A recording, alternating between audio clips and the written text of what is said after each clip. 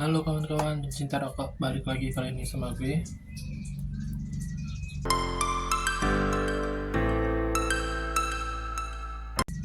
Oke, mohon maaf sebelumnya, kali ini gue nggak mau nge-review rokok dulu.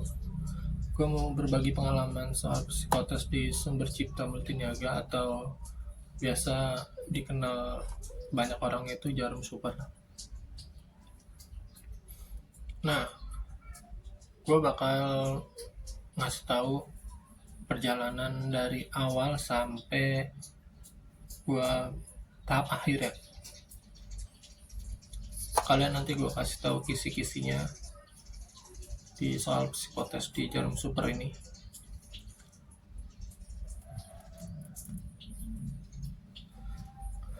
Oke, yang pertama,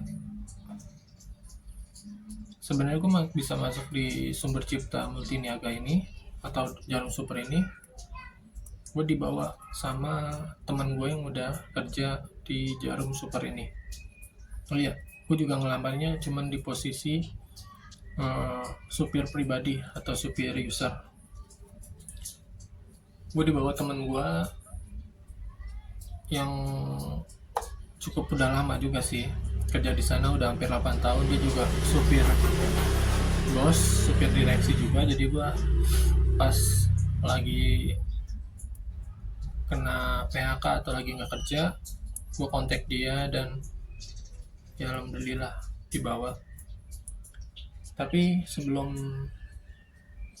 gue sampai interview atau sampai psikotes ini, gue tuh sudah sempat ngelamar di bulan, pokoknya di puasa 2023 tuh. Gue pernah ngirim lamaran, dibawa sama temennya, karena dia posisinya, temen gue ini supir bos, jadi ikut pergi ke luar negeri lah. Jadi lamaran gue dititip ke temennya. Sampai 2 bulan nggak ada panggilan tuh sama sekali. Akhirnya gue kontak temen gue lagi, cobalah sekali lagi, lo yang bawa, jangan lo kasih temen lo, gue bilang gitu. Karena sama sekali nggak ada panggilan. Gue juga bingung, mana belum kerja.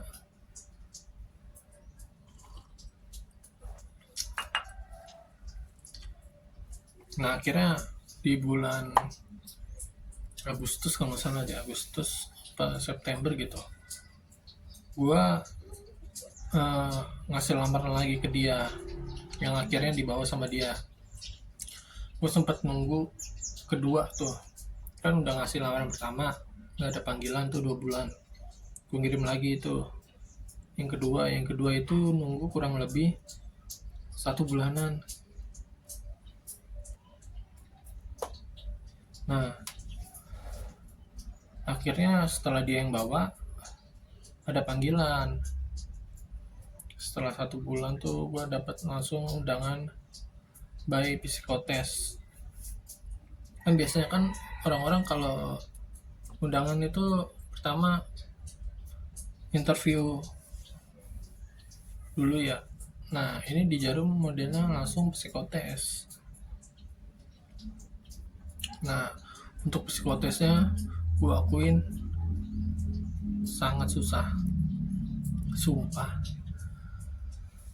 Gue sambil cari-cari tuh, gue sambil cari-cari di YouTube, di apa, ternyata nggak ada yang ngasih nggak ada yang ngasih bocoran atau kisi-kisi. Gue juga bingung. Akhirnya gue coba-coba belajar. Gue sebelumnya pakai yang skala 3B. Ternyata emang bener, kalian kalau dapat undangan psikotes di Jarum Super, kalian pelajarin CFIT skala 3B. Tapi nggak cuman itu doang, CFIT skala 3B, ada lagi. Pokoknya kalian pelajarin yang skala 3B, itu udah pasti keluar. Sama ada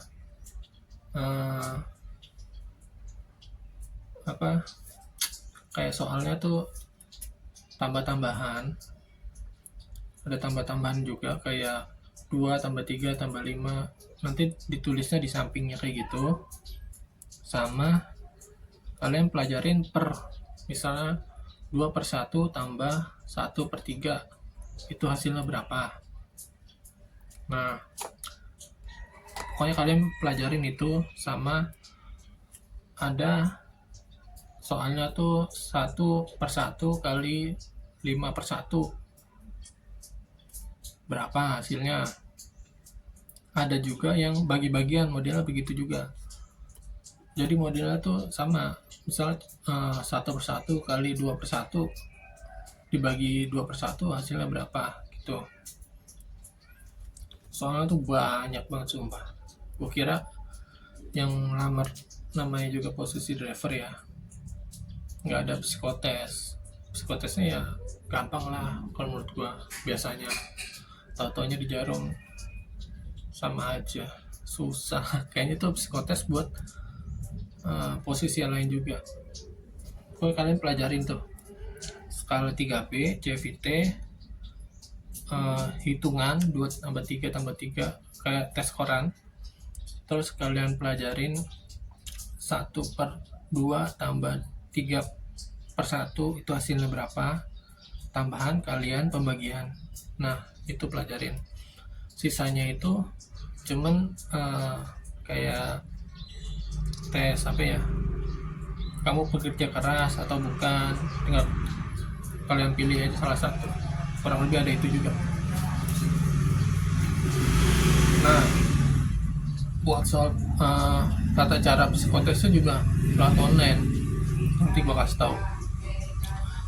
Modelnya begini, tata caranya di online. Gue dapet emailnya begini, gue ikutin. Nah, habis itu dari pokoknya di email itu udah tertata jelas lah cara pengirimannya, cara ngerjainnya, terus cara apa masukin, kita ngirim data juga, kayak ijazah, SKHU gitu. Setelah gue ngikutin psikotes kurang lebih, pokoknya gue psikotesnya tuh hari Sabtu.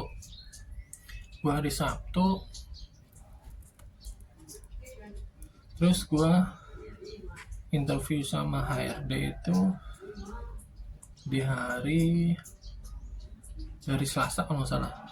Cepet deh, antara Selasa atau Rabu, gue lupa.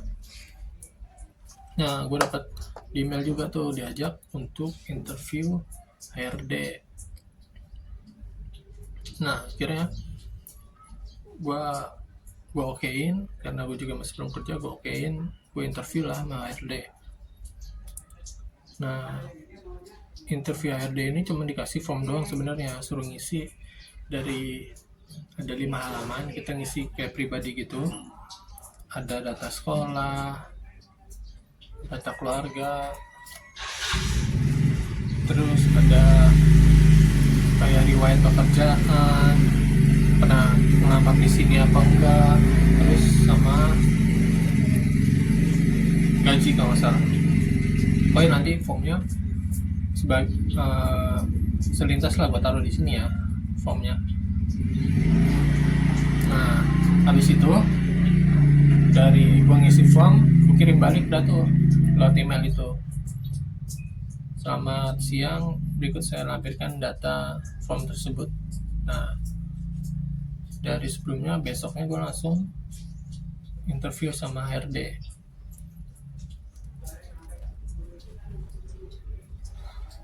Sebenarnya jujur kalau di interview HRD gue agak gimana ya, agak ragunya tuh karena basic gue juga sama sekali belum pernah bawa user. Gue paling kalau bawa mobil bonceng, bawa keluarga doang. Dan basic pengalaman gue juga nggak pernah ada jadi driver. Nah, habis itu gue interviewnya kalau nggak salah tuh siang, gue interview. Padahal tuh cuman ditanyain yang di form itu, yang di form doang, nggak ada pertanyaan lain. Mungkin dia juga udah tahu gue bawaan siapa kali, jadi dia nggak nanya kenalan orang ada nggak, orang Jarum. Dia sama sekali nggak nanya. Nah, di situ gue setelah interview itu gue sempat ditanyain gini, bapak kan belum ada pengalaman di supir, kok bapak minat, kenapa? Pengalaman bapak juga sebelumnya koordinator sama customer service. Situ akhirnya gue jawab aja, gue jawab sih apa adanya. Yang pertama pasti saya butuh pekerjaan bu, karena sebelumnya saya kena PHK dan gue lanjut lagi karena saya juga saat ini mempunyai skill driving yang baik. Gue bilang begitu, mengetahui tata cara membawa mobil yang baik lah. Karena sebelum gue psikotes ini atau interview ini, gue udah ngambil lisensi driving di Jas. Tapi bedanya di Jas bawa traktor, kalau di Jarum bawa mobil pribadi, itu doang. Yang gue bilang gitu. Gak lama lah interviewnya, cuman gak ada 1 jam kalau salah deh, gak ada 1 jam.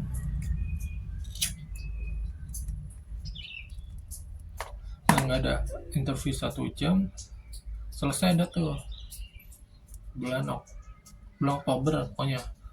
Kalau itu bulan Oktober itu, bulan Oktober gue tunggu lama juga tuh, udah hampir 1 bulan atau bulan setengah. Gue tanya temen gue, duh kayaknya nggak lolos ya Mil, bilang gitu.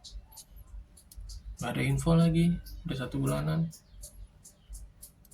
Nah pas jalan gue sambil nunggu, gue udah pasrah lah, mungkin kayaknya gue nggak terima, gue bilang gitu. Karena udah hampir 1 bulan lebih nggak ada info dari Jarum tersebut. Gue sempat gue email balik, gue sih nanya, selamat siang, mohon maaf, untuk selanjutnya apa ada info, karena sampai saat ini belum ada info lanjutan. Bila ada kesalahan atau gagal di mana, mohon diberikan informasi agar saya bisa memperbaiki di tes selanjutnya. Modelnya begini nih, gue ngirim email balik ke dia, udah hampir 1 bulan gak ada info, gue email begini. Nah akhirnya gue sempat terima kerja berapa bulan, gue dapat panggilan lagi. Panggilannya lama banget, hampir 2 bulan lah. Gue baru kepanggil lagi di Jarum itu di bulan Desember itu di tanggal berapa ya, kalau nggak salah tuh di tanggal 20-an, seingat gue sebelum Natal, ada deket mau Natal itu tuh. Karena temen gue sempat ngabarin, udah gue udah nanya ke HRD, katanya sih dilanjut, tapi emang karena lagi ada audit jadi ditunda dulu, bilangnya sih gitu. Nah akhirnya gue di WA sama Jarum buat interview offline sama bos di driver ini.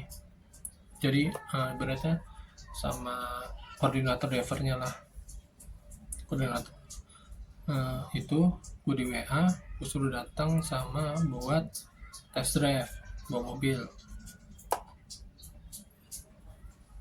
Kantornya ini tuh kalau menurut gue cukup lah bagus, walaupun dilihat tuh di depan tuh kecil, tapi kantornya tuh kalau ibaratnya satu komplek itu kantornya dia, jadi ada di kayak ada di perumahan, tapi beberapa blok itu Jarum semua, tapi ada rumah. Yang bagusnya di situ di daerah di belakang rumah sakit Pelni lah, kantornya di situ.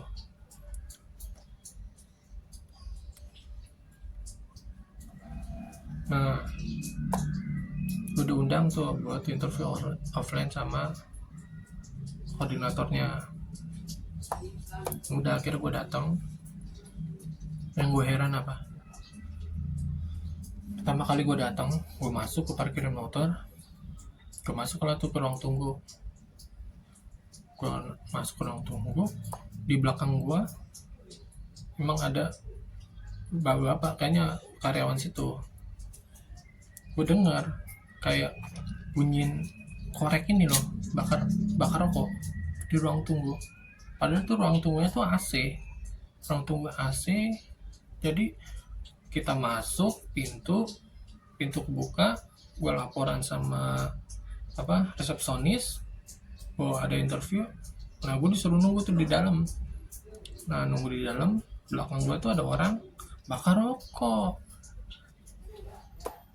Dan gue heran, bakar rokok. Karena gue perokok juga, jadi gue tahu. Duh, dalam hati gue, ini nggak apa-apa ini, merokok di dalam kantor. Setahu gue kan, selama gue kerja kan nggak pernah adanya bisa ngerokok dalam ruangan. Baru tahu, mungkin di tempat-tempat lain ada kali ya, guanya aja kali yang nggak pernah tahu. Gue kaget di situ. Ternyata dia bakar rokok. Terus habis itu akhirnya gue ketemu sama koordinator drivernya. Gue diajak ke ruangan lah, gue ngobrol di situ. Gue masuk ruangan dan ternyata di dalam dia juga ngerokok juga. User tersebut itu, koordinator gue, ngerokok juga ternyata di dalam ruangan. Dan seboleh itukah kantor atau se-Texas Jarum tadi? Bagus sih kalau menurut gue, karena gue candu rokok juga sih. Jadi keren ya, kantor dalam ruangan boleh ngerokok. Tapi kalau yang buatnya nggak ngerokok, gue juga bingung gimana. Hebat sih, keren aja, karena mungkin karena gue juga suka rokok, jadi bisa ngerokok ya di dalam ruangan. Itu kerennya. Oh iya, gue sempat interview juga tuh. Nanyanya simple, nggak nanya banyak kok. Nanya pengalaman kerja, terus pernah membawa user apa enggak, tahu nggak job desk-nya. Gue sudah bilang tahu, gue jelasin cara ngecek mesin juga, sama bawa user. Nah, habis itu gue juga sekalian test drive. Di test drive ini cuman buat muterin di daerah situ, nggak terlalu jauh. Gue kurang lebih itu interview sama test drive itu 1 jam. Orangnya baik menurut gue, koordinatornya baik. Dan berhubung gue juga di saat gue test drive sama interview offline itu, gue udah medical check up di PT JAS yang gue terima sekarang. Dan akhirnya setelah gue interview sama test drive, gue baliklah ke rumah. Beberapa hari kemudian gue ditelepon sama PT JAS. Akhirnya gue ngambil yang di PT JAS karena kurang lebih benefitnya juga sama-sama bagus sih. Benefitnya sama-sama bagus. Di JAS di Jarum gue juga udah dikasih tahu benefitnya, tapi emang gue mutusin buat ngambil di PT JAS itu. Habis itu sebenarnya dari test drive sama interview offline tinggal untuk MCU doang. Nah, dari bulan Desember akhir itu sampai sekarang gue masih belum ada info buat MCU di PT Jarum. Tuh, jadi kalau udah LTMCU berarti udah bisa lolos dan terima. Itu aja. Oke, mungkin itu aja perjalanan atau serangkaian yang pernah gue alamin di Sumber Cipta Multiniaga. Kalau dari kalian ada yang keterima atau sedang psikotes online, kalian pelajarin yang gue kasih tahu tadi, TFIT skala 3B, sama hitung koran, sama 1/2 tambah 3/1 gitu, kurang lebih kayak gitu. Ada 20 soal kayak gitu yang per peran. Kalian pelajarin itu. Sama tes ini doang paling, kamu pekerja keras atau tidak, itu doang. Jadi tuh kalau kata temen gue tuh, lo lolos psikotes, insya Allah lo pasti terima. Dia sih bilangnya gitu. Nah, pokoknya kalian pelajarin soal psikotes yang tadi ya. Semoga video ini bisa membantu kalian buat belajar dan bisa bekerja di PT Jarum, karena benefitnya sangat-sangat bagus kalau udah jadi karyawan. Oke, terima kasih ya sebelumnya. See you.